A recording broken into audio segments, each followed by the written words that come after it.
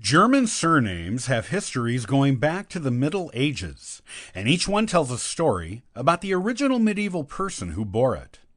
Knowing the history of these names can tell you things about your ancient ancestors the written records cannot. Join me today on the Ancestral Findings podcast, and I'll talk about what you need to know about your German surname and what it can tell you about your ancestors.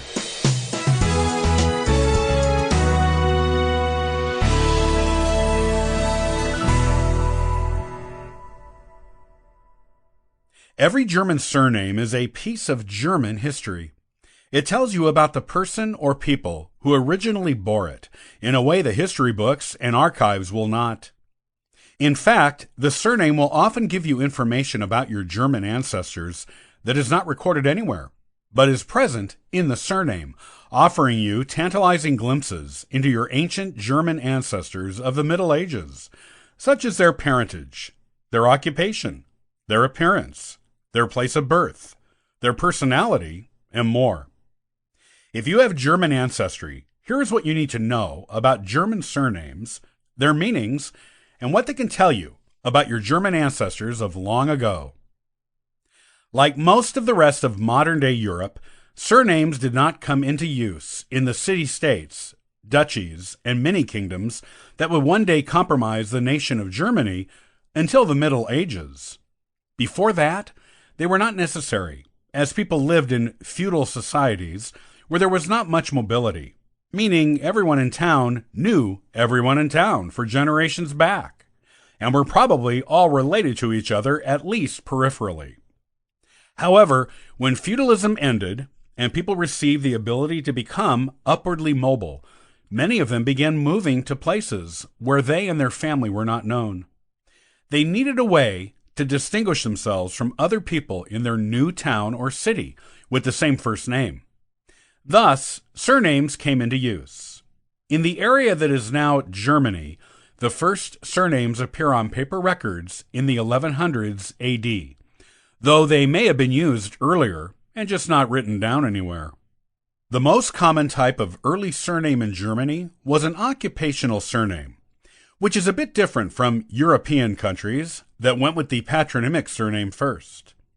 When people moved to a new place in Germany, the easiest thing to do to distinguish themselves was to attach their occupation to their first name.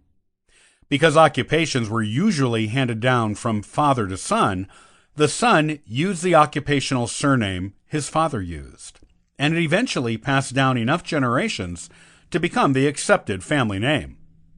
There are about 850,000 different surnames in today's Germany.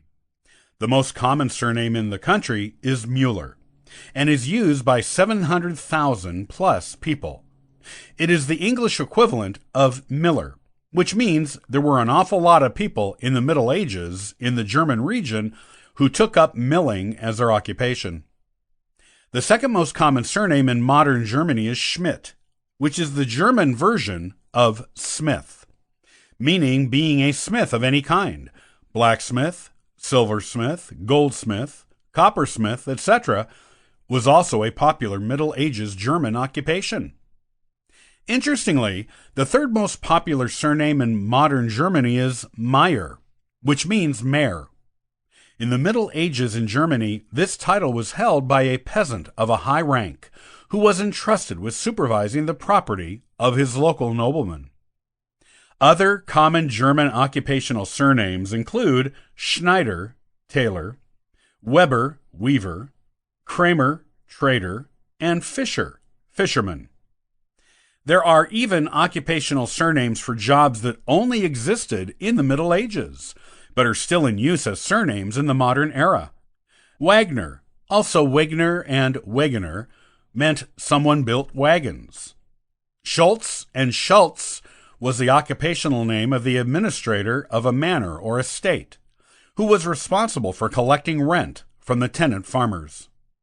Like other places in the Middle Ages, a person's surname might be bestowed upon them by other people if they had a physical or personality trait that was so pronounced or unusual that it distinguished them from everyone else. Schiller is an example, and it wasn't necessarily a compliment. It meant someone who cheated other people, Someone with the surname Kraus or Krashar meant that person had unusually and often wildly curly hair. Then there are the place name surnames. People sometimes just refer to themselves by the town or region in which they came, if they have moved to a new place. Adenauer is a popular German surname meaning that someone was from the town of Adenau. Interestingly, that surname is not common in Adenau, probably because people only took it up as a name after they moved away from there. It is more common in the neighboring Rhineland area and in the city of Aachen. There is a special interest in Germany right now in cataloging all the surnames in the country and researching their history. The website Digital Dictionary of Surnames in Germany has been up since 2015 and allows the general public to research their own German surnames. This project was begun by the Academy of Sciences and Literature in Mainz, Germany, and its eventual goal is to include all surnames in Germany, even those originating outside of Germany, in the database. If you are interested in the deep history of your German surname, the Atlas of German Family Names website is a good one for you to use. It traces, with documentation when possible, the historical development and distribution of surnames in Germany. The distribution has thus far proven to be astonishingly stable for names, going back several centuries. Both of these surname project websites can be found on namenforschung.net. The interest in studying surnames in Germany is there because these names are like living fossils and provide a strong oral record of the family and linguistic history in Germany.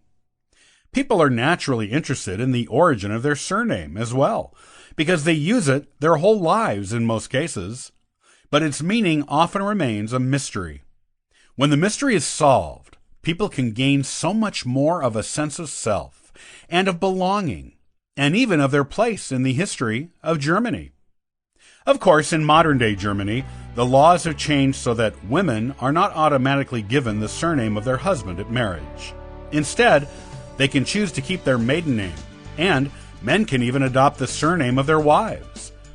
The times may change, but so far, German surnames have remained the same as they were in the Middle Ages.